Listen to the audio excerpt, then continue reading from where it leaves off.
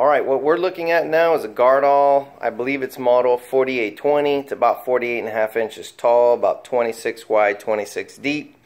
And we moved this safe here, and when we did, we broke off the lever. As you can see, the shaft is broken.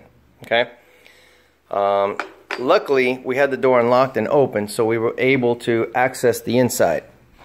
So what we did was we removed that panel from there, from the back side of the door. We were able to access the inside. We took off these two screws, took off this plate. Behind it was this locking mechanism, this lock that goes on there. And what happens is on the bottom of the lock, you'll see that little pin or plate or whatever that is down there.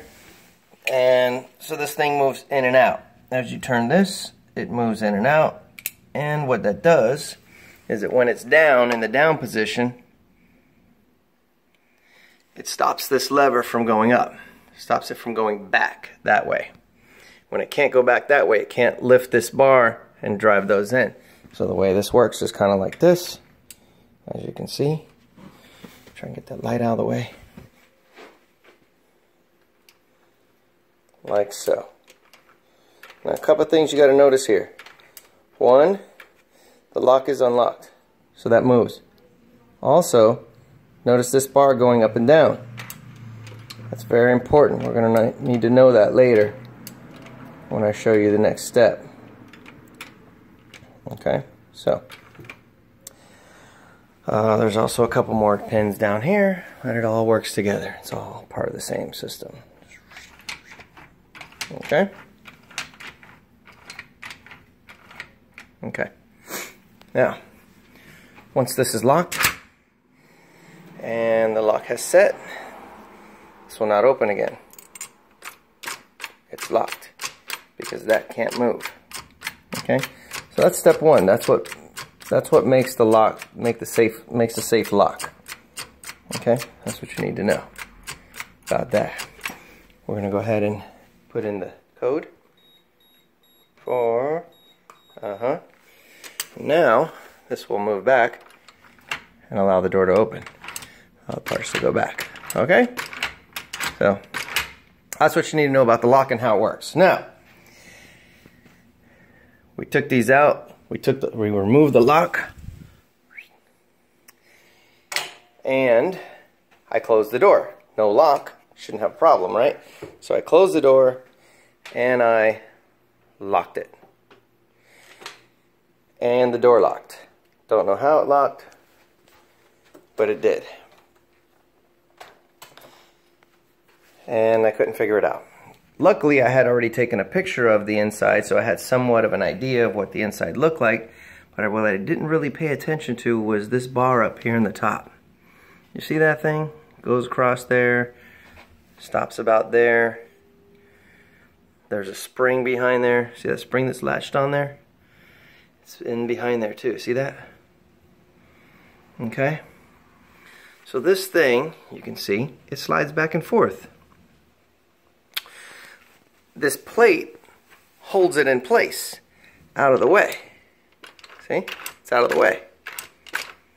When you remove this plate, this lever is free to move back.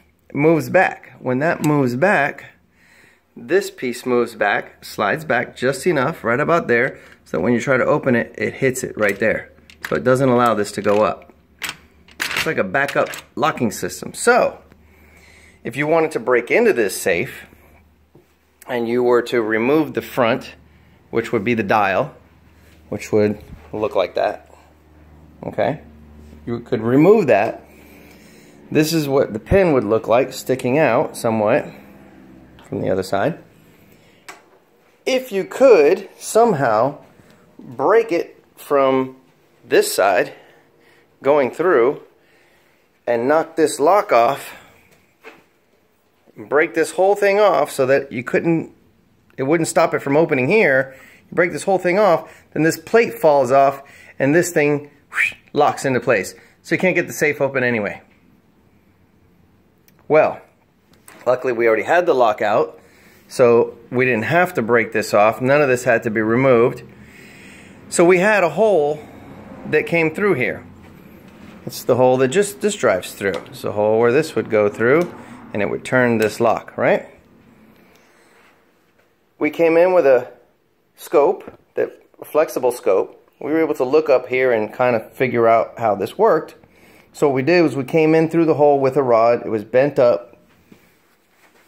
We came up here, we grabbed this spring, and we popped it off. Just pulled on it real hard and it came off. Without this plate, without the lock, and without that spring holding it this way, we were able to then grab this little pin right here and slide it this way, getting out of the way, and then we were able to open the safe. So that's how we got in the safe when it did that little extra locking system. That's how we were able to bypass it with the door closed. So that's it for now. Let me give you a good look at whatever I can show you in here. Remember, don't break into anybody else's safe. If you need to get into yours, I hope this helps. Breaking into other people's safe is probably illegal and you will most likely get in trouble. So you shouldn't do that. But if you have to break into your own, and this is the system that it's using, and this is how you do it. Alright guys, have any questions? Remember to subscribe to my channel. Go ahead and click like, and if you have any questions or comments, go ahead and comment below. Appreciate it. Thanks a lot.